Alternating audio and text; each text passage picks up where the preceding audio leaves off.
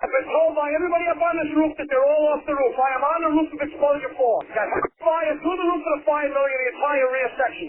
Now remember, given the payday, has he been accounted for? Okay. 610B.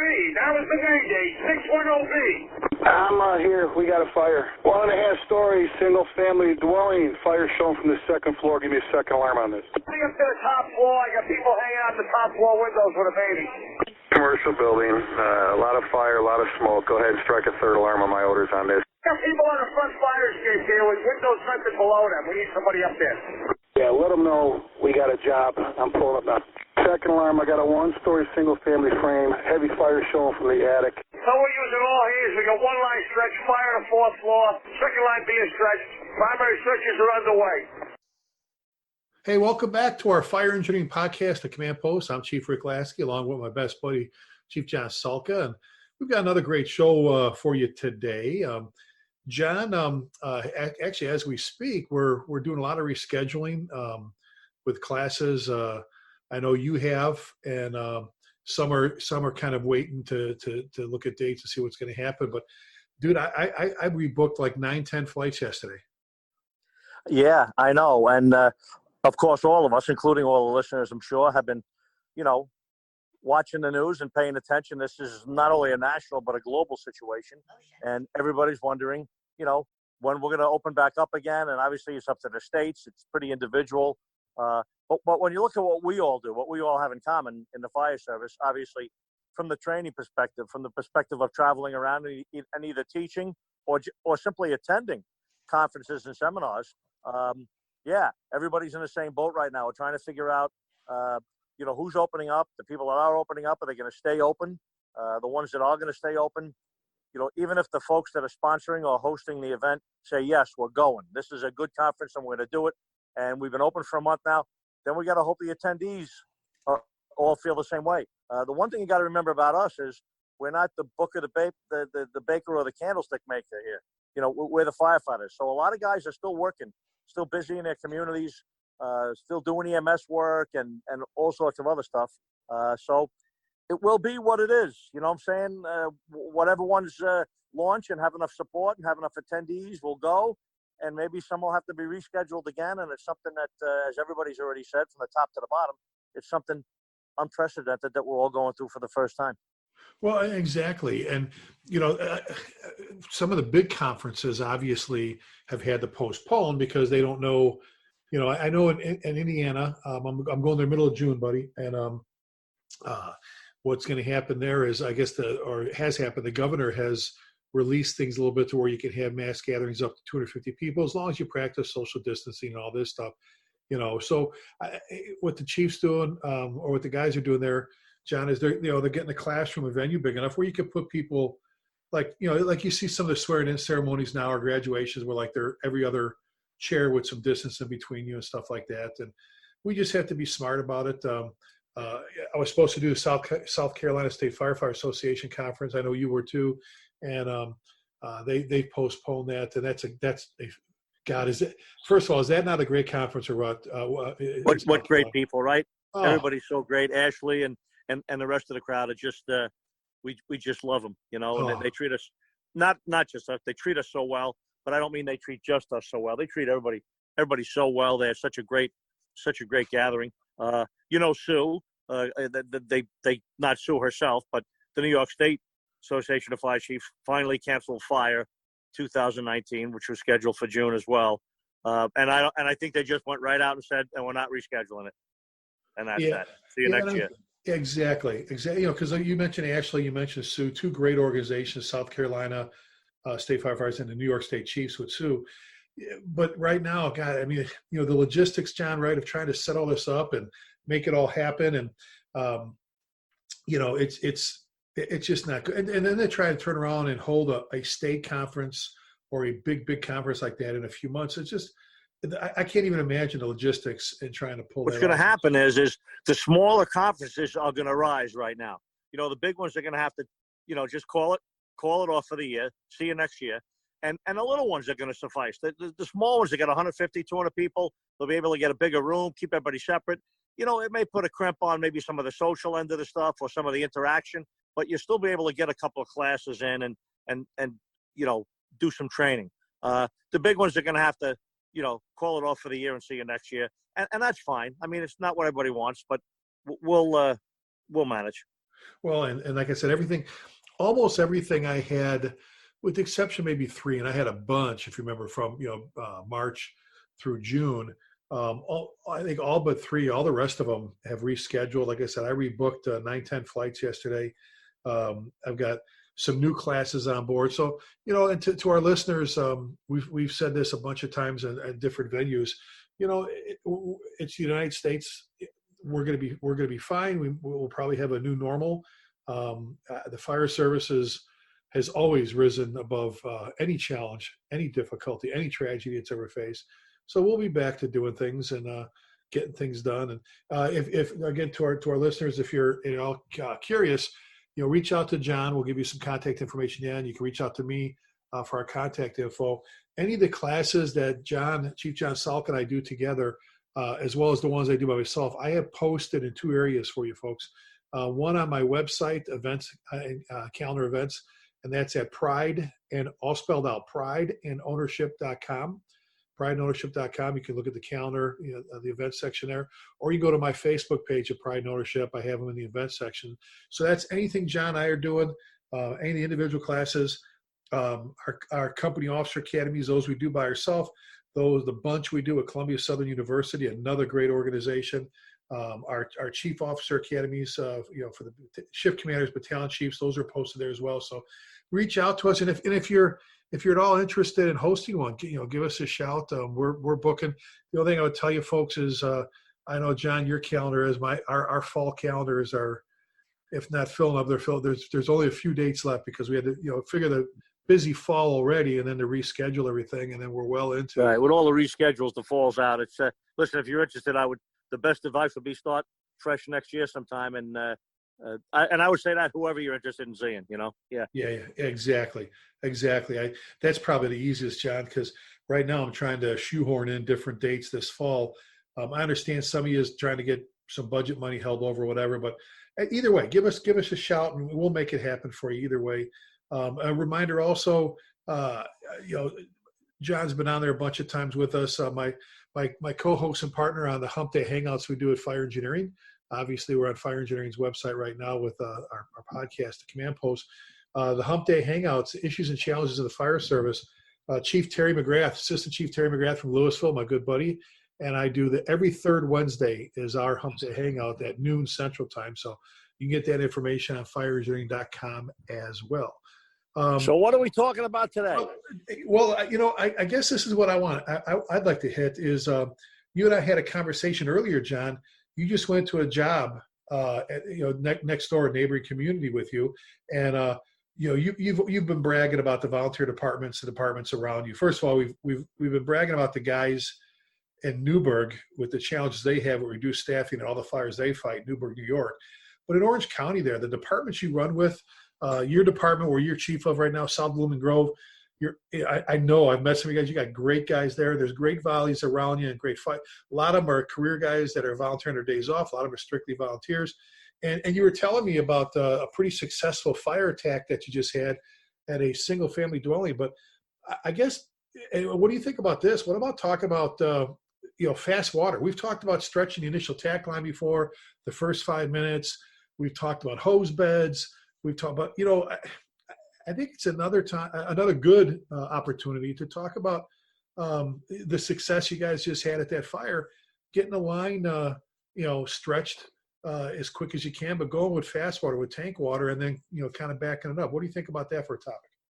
I mean, it's a great topic, and it's not just a topic. It's really a fire service. I mean, what could you call it? Other than one of the basic tenets of good firefighting is fast water. The faster you get water on the fire, the faster we're going to knock the fire down. Now, I know I'm leading myself right into, some of the recent people that have been talking about hitting it from the yard and stuff like that. One of their big tenets is, that gets fast water on the fire. That gets the fire knocked down faster and reduce the temperature and the smoke inside. And that's not what I'm talking about. What I'm talking about is getting a line into the building to the fire from an aggressive interior attack and getting the fire knocked down.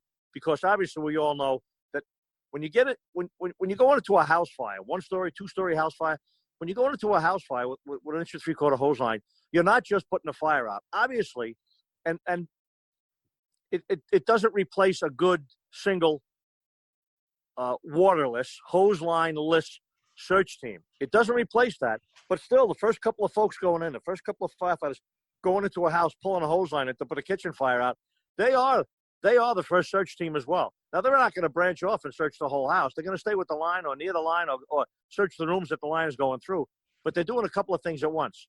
But back to the fire, but more importantly is while they're searching, they are also stretching that first line and putting the fire out from the inside, which is, I mean, the fire we just had today was not a big fire, but it was a structural fire. That house was going to burn down if we didn't get there, or if we got there later, or if there was much more of a delay in the hose line.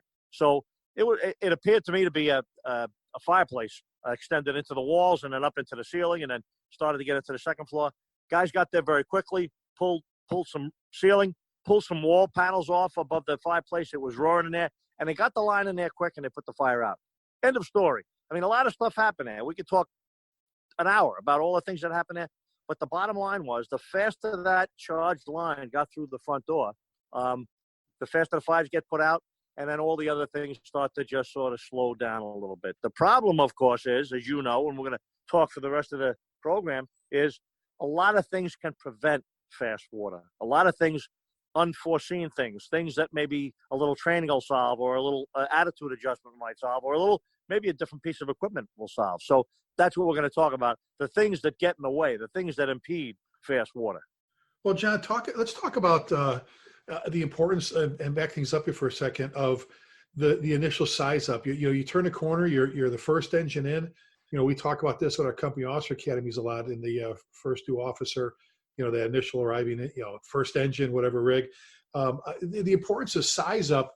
I guess we've talked plenty of times before about knowing your weapons, knowing how much ammunition you have. What do you have for tank water? How about this one? Let's real quick.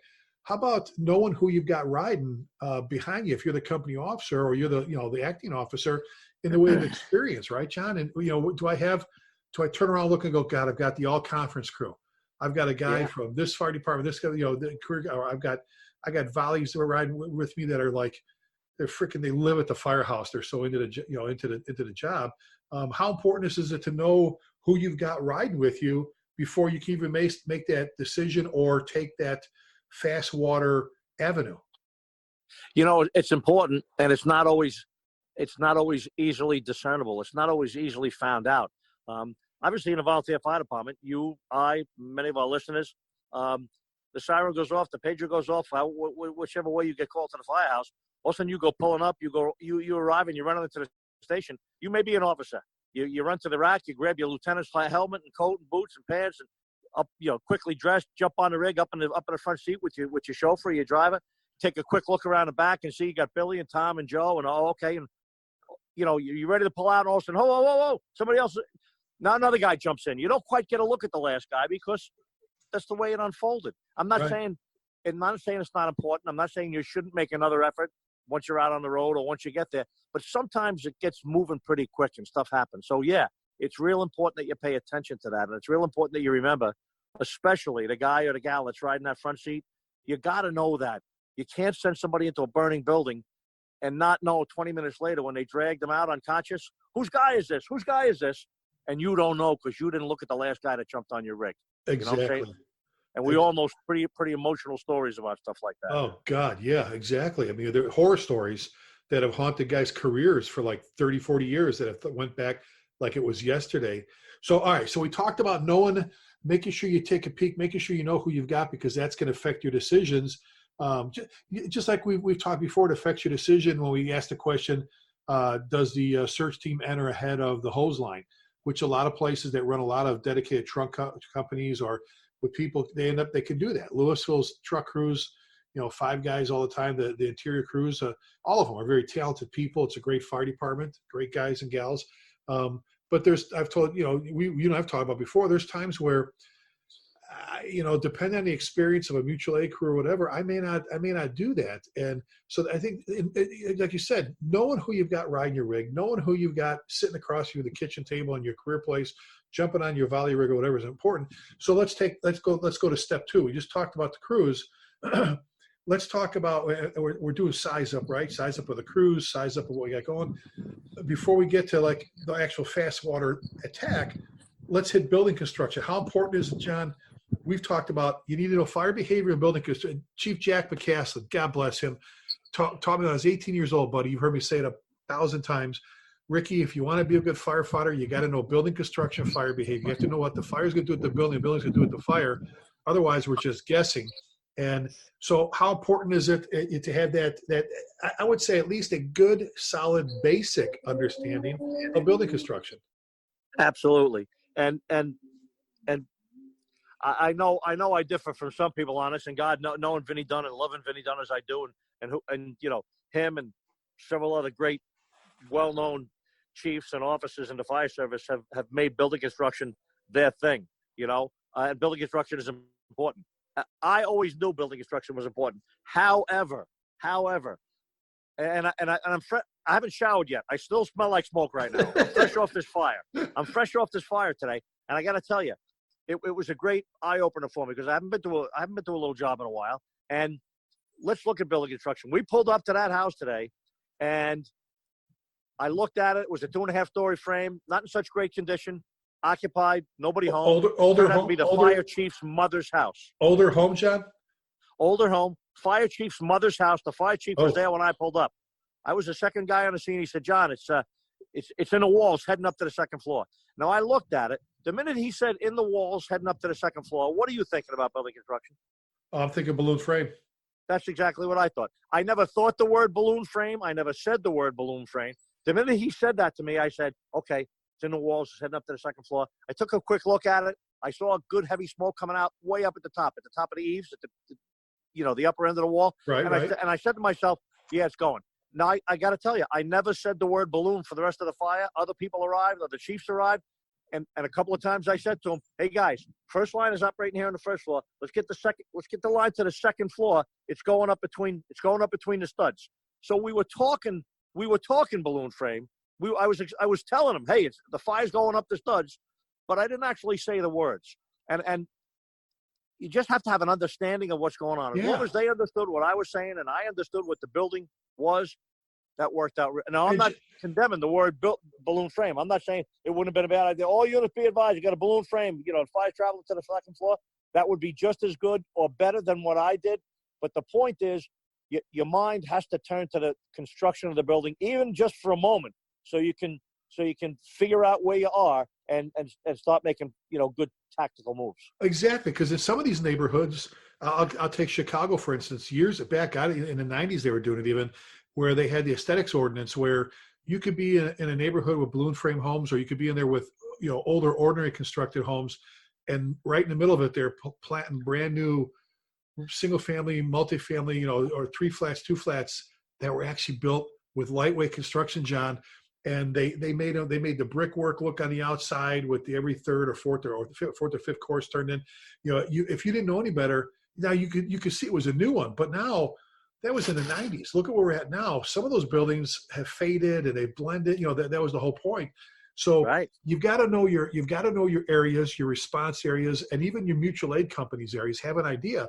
But like you said, not even having to mention, that goes back to the classroom at South Blooming Grove. That goes back to the classroom or the kitchen in the Bronx or in Louisville, where you sit down with a picture or you throw a picture up on the screen. You go, okay, let's take the walls off this balloon frame single family dwelling, and let's take a look at the stud chases and the floors and how this fire can travel this way and that way. We've said this before a bunch of times too. Some people go into like panic mode. It's like, it's a balloon frame home, and I'm like, yeah, it's built out of dimensional lumber. It's pretty. You could hold a dance there.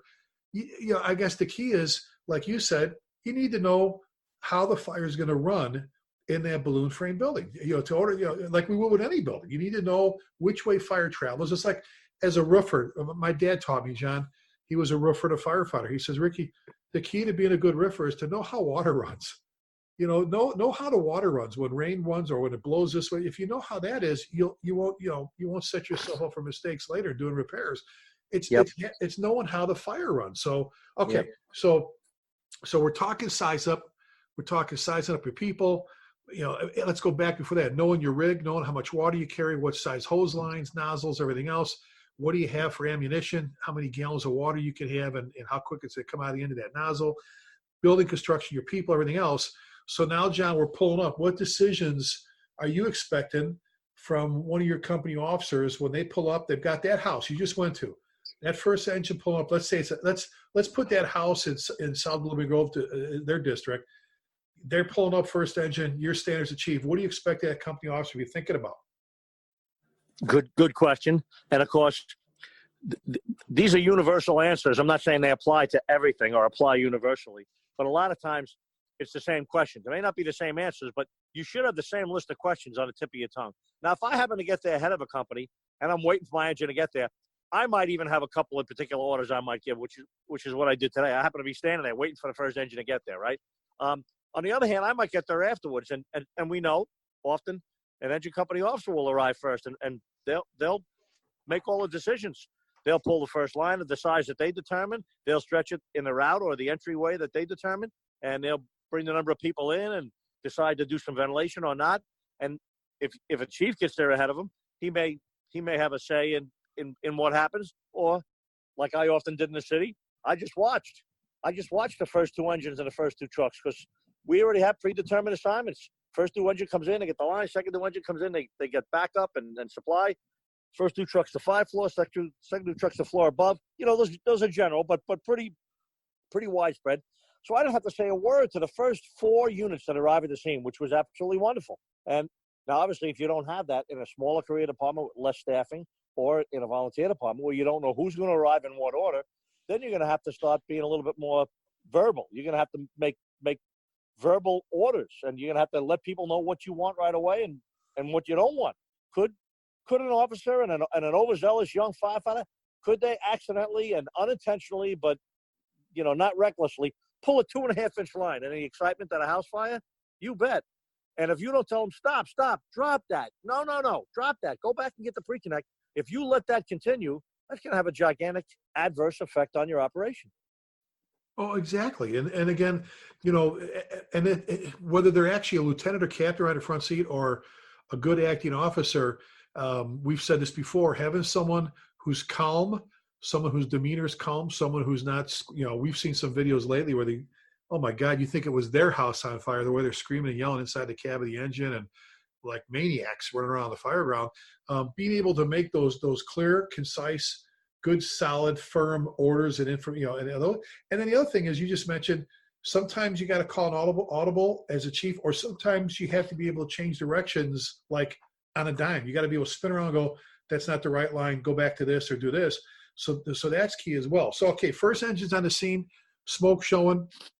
Let's talk about fast water here before we get to the rest of this stuff, John. So what are some of your, I know what I've got, some of my key concerns when it comes to going with a quick attack. If you'll see like Dallas a lot, Dallas is notorious in a great way, Dallas Fire and Fort Worth Fire, for going quick attack. You'll get the text messages. They'll be going, quick attack or fast attack, next engine, bring a line, that kind of thing for the hydrant. What are some of your key points or concerns, that an officer needs to be thinking about, and the firefighters, when you go with fast water? Well, again, it depends on where you're at. Like I said, FDNY, we roll in with an engine, we pull up in front, we pull a sufficient number of lengths of hose off the back of the rig, and the rig drives away to the next hydrant, wherever it may be, 20 feet, 50 feet, 150 feet, right? Now, if you're in a rig that's got pre-connects, you're not doing that. You're pulling up, you're putting the brake on, and it's staying there. And either you laid a line going in, or somebody's going to lay a line in to you. So we got a couple of different operations here. And if you're much larger number of departments are going to have pre-connects and pull up to the front of the building and brake it. Put the brake on and go to work. And we do that in South Blooming Grove here. Most of the departments around us do it as well. And obviously the important point there is getting off the rig. While the officer's doing a quick 360, quick size up, the firefighter, he should have already barked out the first order. It should be, hey, fellas, 1 3/4 to the front door. And off he goes. He shouldn't say another word to them. And now we have 2 or 3 firefighters geared up, off the rig, pulling a line, flaking it out, whatever kind of pack you have on there, whatever kind of hose load you're using, whether it's a Minuteman, whether it's over the shoulder, whether you pull all the hose out and it peels off you as you're walking, or whether you just grab the nozzle and run, it doesn't really matter. As long as everybody knows what they're doing, they know which one to grab. You know, I'm amazed that places have 2 and 3. I haven't figured that out. Why you wouldn't at least have one. But again, without getting into separate topics all the time, pick the appropriate 1 3/4. We're talking houses here, right? 1 3/4. That's the standard. Appropriate 1 3/4 line and get it to the front door as quick as possible. Okay. And now, at least when the officer's done it with a 360 or a size up or whatever else he's doing, guess what? Now we got 2 or 3 geared up firefighters at the front door with a line, and they're waiting. You know, obviously the officer's going to call for water when he thinks it's appropriate. Well, and we've talked about, I keep saying that so many times before in our classes about training plays such a key role with all this. You know, again, knowing whether you're going to drop your own line, you know, lead in with your own, you know, supply line or wait for someone else's. You know, that's key with knowing who you've got coming in behind you and how far out are they, or where your hydrant is. Because, you know, if you're in a hydranted area, even if you're close enough, or the driver, I mean, how many times we've had to do that? We drag our own line to the hydrant or making that while the guys are going quick attack, you know, fast attack with the tank, or knowing you got a next due engine coming in quick, you know, pretty quick behind you. Or if you show up with 1,500, 1,000, or 2,000 gallons on your tanker pumper, knowing you got someone coming behind you. Again, it goes back to training, getting the line off quickly. But how many times have you seen at a fire, John, and you kind of hinted towards this, the importance of being able to don your PPE, including your SCBA, your gear, but having your, you know, you get off the rig, you should already be dressed unless you showed up from home or something like that. All right, and I know we have a variety of different departments in North America, but that being said, you know, getting off the rig with your gear, stretching the line, getting to the front door, wherever you're at on the front lawn, and you're going to make that attack. I love, John, I've watched the videos lately, and I love these of officers and even officers doing it, people videotaping each other. They do it over and over and over again, how fast they can put their face piece, hood, helmet, and gloves on. Have you seen these videos? Some of these guys are amazing. They practice all the time. It's like a good musician, a good football player. They have it down. You watch these videos like, oh my God, he or she hits their knees, helmet off on the ground, boom, boom, boom, boom, boom, face piece on. You know, they pull the hood up. You know, they check their seal, blah, blah, click, helmet, strap, boom, gloves. I mean, I know at times we've seen the videos and we've seen some of our own people at different calls where it's like, guys, it's like it's the first time you've ever put a face piece on, right? And I've been there, and I know you've been there, and I'm sure a lot of our listeners have been there, where you're standing there, you're at the front door, you're the officer of that line, or you maybe the truck officer waiting to go in behind the line, and or you're the chief watching your first due engine, you know, suiting up at the front door, and you're saying to yourself, what are they doing? Come on, let's go. You know, and I've been there a couple of times saying, hey, fellas, let's go. Now, you remember that drill that I went to, that seminar I went to out west, and it was that young fella that did that video on how to speed up, how to speed up that whole routine, that whole hood, helmet, chin strap, face piece, gloves on a timer. And he was showing his guys how to not cheat, but how to cheat the clock, how to do it in 3 seconds faster, 4 seconds, 5 seconds, 6 seconds, 8 seconds faster. You know, and he cut a second here and 2 seconds there. And before you know it, he was doing it 10 seconds faster than the way maybe they had learned at Firefighter One or at the academy, right? And, you know, one of his guys turned to him and said, hey, Cap, I mean, not for nothing, but, you know, 10 seconds is no big deal to me. I like doing it the way. And he said, hey, that 10 seconds is not your time. That 10 seconds belongs to the folks that are inside waiting for us to come in, okay? So don't just blow it off. Don't say, this works pretty good, I'm going to stick with this. No, we're not delivering papers. We're not flipping blackjacks here. We're doing some important work. And if you can cut 10 seconds off, 10 seconds earlier, water application to the fire, it might not even be a life. 10 seconds or 15 seconds getting that line in, 15 seconds earlier, 15 seconds before the smoke banks down and before maybe it flashes is very important. So getting dressed quickly, having a good get-dressed routine. FDNY is get dressed when you're standing next to the rig in the firehouse. That's where all the gear is. I've shown pictures, and we use them in some of our seminars. FDNY towel ladder, 5'8", sitting there with a coat hanging, with a radio on top of it, bunker boots below it, and then the helmets and the gloves are up in the crew cab. And you know what? Those guys are fully dressed. When they roll out the door, they get everything but their face piece on, you know? And that's what makes a fast stretch. That's one of the components of a fast stretch. Not only is a fast turnout, which we'll get to, but fast gearing up, getting geared up quick. Well, and I don't know how, and it's a topic for another day. Now you've got all these, new station designs with the clean cab thing where they have I understand having a storage room for your turnout gear instead of putting it on the floor. I've got that. All the years I was friends with the players from the Dallas Stars, with Mike Modano, my good friend Marty Turco, one of our honorary chiefs, and Dave Supernaut and all them. Years ago, and they still have one of the best practice facilities in the NHL, John. They have 2 rooms. They have 2 dressing rooms. One where you walk in, you take your personal clothes off, and you put your playing clothes, your practice clothes, your game stuff, your Under Armour. Then you go into another locker room, and that's where all your hockey gear is. And when you come back in, because you talk about smelly, stinky, some of the worst smelling. To our listeners, if you have a kid that's played hockey, you play hockey, you know what I'm talking about. It is the worst smelling stuff.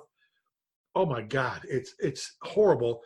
John, they come back, they take all that gear off, they put it in the gear changing locker room, and then when everybody's done, they close those doors and they turn the system on. The next day, it's like it's brand new. The smell's gone. There's a different. So I'll tell you what, I got to tell you, we used to do that. Not we, because I wasn't part of it, but I was there. New York State Academy of Fire Science, the State Fire Academy. Whenever there was any live fire training going on up there, you get done, you get undressed right outside, meaning undressed with your turnout gear, and right inside the back door was a big, gigantic room with benches in it and hooks and hangers and a gigantic HVAC system. You know what I'm saying? It wasn't air conditioning, but it was a big ventilation system. And man, you couldn't walk past that thing. It was like there was a jet engine in there. And they had that thing running like all night long, getting rid of all the debris and carcinogens and you name it, whatever it was. And the gear really did almost smell fresh in the morning. Yep.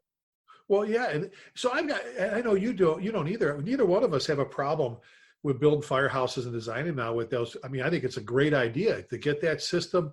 You can put turnout gear in it and it's gone. My question, John, my concern is some of the departments in their efforts to really be good about the whole cancer awareness and carcinogen thing, they want the gear left in that room the whole time, which means now when you have a call, I've seen this already where they have to run into the room, put their gear on in the room and run out. There's some of the chiefs say, well, it doesn't cost us that much time. And I guess if it's designed right and it's really close to the rig and you're not trying to get dressed with a guy right next to you and all this stuff, maybe it doesn't, increase response. It's almost like you didn't take your gear off the rack, like we used to do. Exactly. And, if you can make that work for you and not increase your response time by any great number, I guess God bless you. But nowadays, like I said, John, that goes back to, I'll mention again, those videos of watching these guys and gals with their gears on the ground. We used to do it at the University of Illinois Fire Service Institute during a lot of the classes, whether it was the SCBA class we're doing or smoke divers or whatever. We would do drills, John, where you had to practice, put your gear on in your air pack, put your gear in your air pack, and then this is a good drill for you and I've talked about this in class before, but for our listeners, we used to call it the harassment drill, not the harassment drill, but anyway, you line up maybe 6 or 8 people, and let's say 8, 4 and 4 with their air packs, and their PPE and everything, okay, and they're back to back kind of, okay, so they can't see each other, and they have to everyone puts their bunker gear, their turnout gear on the ground, and their air packs, next to them, and so they say, John, Rick, Bobby, and Joe, turn around, and there's no peeking. If you get caught peeking back, you have to do like laps or push-ups or something like that, And the other 4 guys are sitting there, and when they say go, I'm sorry, let me back. Before we say go, what they do is they have to do things to our air pack, like nothing to damage it, but they unscrew things, they tie knots and stuff, they change things. They, not to your gear, but to your air pack. And then when the instructor says, okay, go, you have to hurry up, put your turnout gear, turn around, grab your air pack, don your air pack completely. And that's, checking your seal, everything else. And if any air escapes, any alarms don't, if it's fully charged, they blow the whistle and you have to start all over again. What it teaches you to do and I know it's kind of a different topic, but you should always leave, you should always leave your air pack in the ready position. And I used to say this, guys, if you come out of a fire and you take your air pack off, you go to rehab or in rehab, open up the straps all the way, turn it off, bleed it down like it was never on you.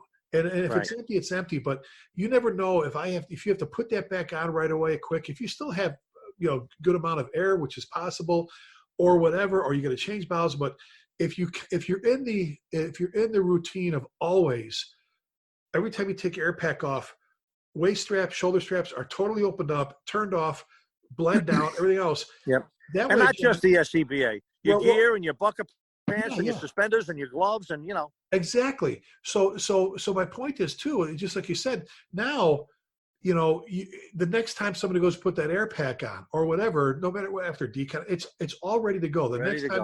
So being able to do that. So if you practice putting your air pack in the ready position all the time, no one can screw with you during this harassment drill, John, because you turn around and you go, "Oh, very funny, Lasky.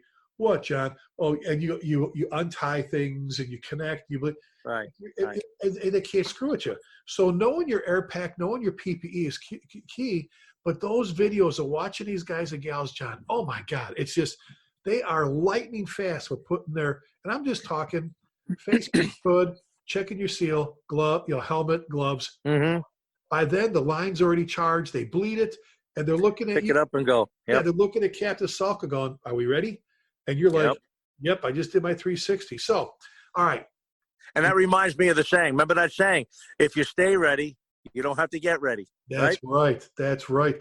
And I don't want to move too far away from. I just want to emphasize what you said earlier, John, about that class you saw in Portland with that young instructor about they're not your seconds. We've talked about that as well a bunch of times on our shows.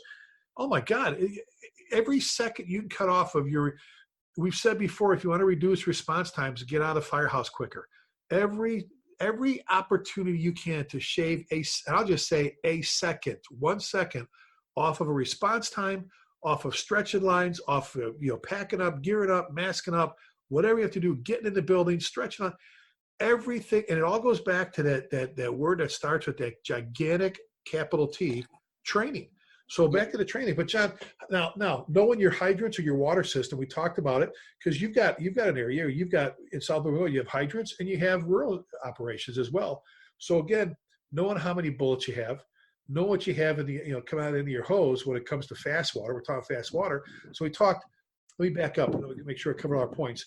So we talked about knowing before you ever leave the firehouse, knowing your engine, knowing your weapons, knowing your hose, knowing how many ammunition you have, water. Knowing your people, training your people, equipping your people, knowing who's on the rig with you as you're rolling down the street with your volunteer company or who you start your shift with your career company or guys coming relieving each other so they can go to a ball game or whatever.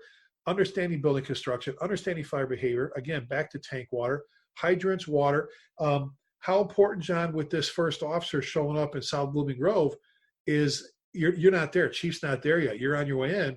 For that first due officer, what should they be mentioning maybe to that second due engine or third due engine? Right.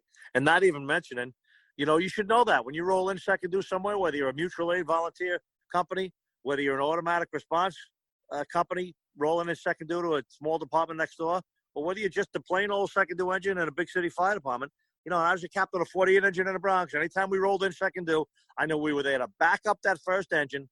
And when they started to run low on air, if they needed relief, we were going to be the people going to relieve them. And my chauffeur and myself and others made sure that first engine is hooked up, adequate hydrant, good supply line stretch, not having any trouble with water. You got to pay attention to water, and that should be automatic just about anywhere. And I know some places you just wait for that second engine to get there. You need another line to cover some exposure, to cover a rescue, to cover extension. And you know what? Sometimes you got to zig and zag a little bit and handle that. But that should be almost an automatic default. When no other orders are given as a second engine, you should know you should be looking at water supply and securing it and helping the first MPO or the first chauffeur, lock it down so we got that first line on good water. Well, and that's again back to training. That's for the chauffeur, the driver engineer, the driver operator to be able to see those tank level lights. Now they have those gigantic ones that just blind you, which are perfect. But for some of the smaller rigs, you have to still know. You have to be able to look back and have an idea how much water you have as you're making your hydrant or doing what you can, or, stretching this or getting this. A lot of places that drivers getting the second line in the ground for the next two crews. So all they have to do is pick it up and go. And I love that too. I love seeing that. Well, and you should, I'll say this. We know this as key, as vital as that. Don't ever think, folks, that all you did was pump at a fire. I've heard that, John, for years. Look up and look up. I hate that. Oh God, what'd you do? Oh, I drove. Oh, I pumped. Really? So everybody else, everything, we just said it. Everything else revolves around you. And you think being the driver, being the pump operator, being the chauffeur was kind of a mundane. I just want, look, I want to be in the fire too. But guys, to our listeners, don't ever forget of the importance, the role, the vital role you play as that driver, that piece of that fire apparatus. Absolutely. When I was riding the front seat in 48 engine, and my buddy Willie Tracy was my chauffeur, right? He was like my partner. He was like my partner for the shift. I swear to God, it was great. Oh, and it's just, so again, having that relationship, knowing who you've got, the tank levels, and we don't want to move any further, John, with this program without saying Captain Salka's inside with his crew, and his nozzleman's got, and they're on tank water. We're doing fast water here. We're doing a quick attack. Second dew's on their way in, not quite there yet. We've said this a bunch of times as well, folks, before. John, what's the last thing you want to hear from your driver operator when you're inside fighting a fire, going fast water on tank water? What's the last thing you want to hear from them? Oh, that we're low. Yeah. You're down to a quarter tank. Where the hell were you when I was down to half a tank? For 3/4 and a half. That's right. Yeah, exactly. Now, you may miss the 3. You may go, oh, crap. I was hooking to the hydrant, interior, whatever you call it, Division 1, whatever. Hey, guys, you're down to half. You should never be inside, and the thing you hear all of a sudden is down to a quarter tank. And I've heard those, John. I've heard those where guys go, right, you're down to, where was half and where was 3/4? And like I said in a recent article about fighting fire with tank water, but if you got a 1,000-gallon tank or a 1,250, guess what? Quarter of a tank's 300 gallons. Yeah. You're still okay. Yeah, exactly. So we're talking fast water, and hose management, line management, John, stretching the hose, importance. All important. It's all, as you see, we've hit so many segments already, and obviously selecting the right line, pulling it, being able to correctly stretch it and flake it out. I've seen piles of hose in the front door of some houses sometimes. I was like, what are you guys thinking? Really? You just dropped this pile of hose here and then call for water without kicking it out, without flaking it out a little bit? Even basic stuff like that, which a young firefighter, if not taught, might not know, but it's real important to getting quick water. It'll even look like it's full. It might even be full of the first 8 feet of hose all crumpled up, might be full of air, and you might have to bleed it out and everything else. Well, exactly. And that goes back to that word training and knowing your weapon and knowing how the hose, we talked about this on one of our shows before, knowing how the hose goes on, but just as importantly, know how it comes off and be able to, so you don't have the big clump or pile of hose or tangled up. Big job. Look at all the stuff we've talked about and we haven't hit it all. And some people think, you just pull a hose and put the fire out, Yeah. Well, exactly. Last thing before we close this one out, John, we've talked about everything before the tones even go off to everything en route till we get there. We need to talk fire conditions. Conditions dictate actions in most cases, correct? The conditions you have presented in front of you that you pull up on are going to dictate which tactics you use, depending on how much firewood you've got, building construction, so on and so forth. Let's talk about that. And whether it's the fire, you just talked about a little while ago, balloon frame home, fire in the walls, running up to the second floor, possibly the attic. How important is it to be able to read that? I guess reading the building. I've said this. I actually have a program, John. Reading the building, the fire. And I've said before, we lose, injure, and kill more firefighters because we misread fire conditions, we misread building construction. But the conditions, we underestimate the enemy. We go, we can get this or whatever. We don't call for enough help or whatever. We've done shows on that. But knowing what you've got, being able to recognize the conditions, the progression of the fire is key. Is it not, buddy? Yeah. And, obviously you can't hit the nail on the head every time. You want to be in a ballpark. You want to be in the right ballpark. It looks like fire in the walls. It looks like fire up in the attic. It looks like fire in the first floor or the second floor. Those are all important. It's all important to pay attention to your surrounding conditions and know what's going on and know where the fire might be. So you can so you can get a good start on the attack and know what you're doing and keep the guys safe and be effective. I mean, we're not there to try shit out and see if we can win this. You're there to try and get it done as much as possible, right on. You're trying to hit the nail on the head as best as possible.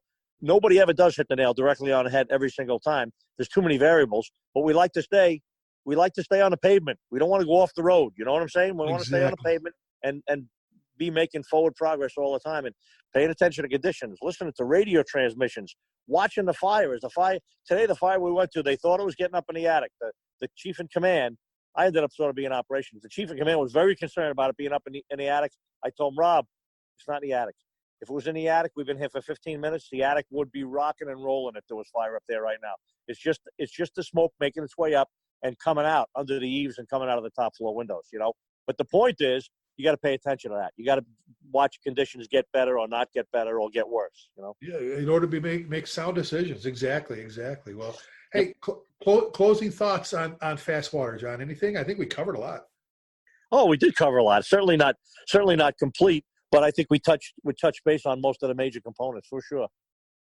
Well, hey, folks, you've been listening to our fire engineering podcast, The Command Post, with our good friends with Fire Engineering and fireengineering.com. With Chief John Salka and Chief Rick Lasky.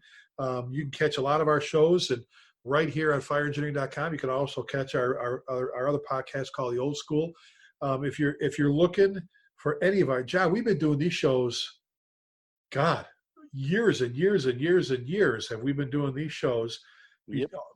I mean, the archives are full. So if you go back and you do Fire Command podcasts, Fire Engineering podcast, you can look up all the past shows we've done and listen to them for training or while you're walking around the fire apparatus floor or whatever.